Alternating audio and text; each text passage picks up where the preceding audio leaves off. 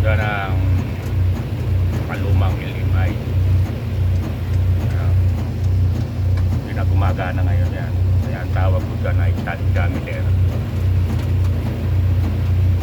Pakiramdaman na lang. Ayan, dito. Ayan, dito. Tingin-tingin dito. Saka dito. Ayan, kailangan tingin-tingin dito. Pero ang pinaka-importante, itong upuan. Pakiramdaman na lang. Medyo alam mong malayo na ang boom down. At hindi mo at walang makapagsabi kung ilang tonelada ang bigat ng load. Kailangan ang puwit mo huwag aangat sa upuan.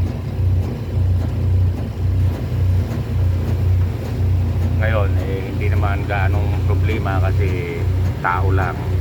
At sabagay mahirap din pag tao ang mismo ngayon nakasakay sa basket.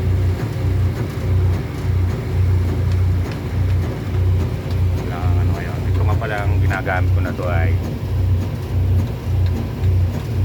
80 tons na kato.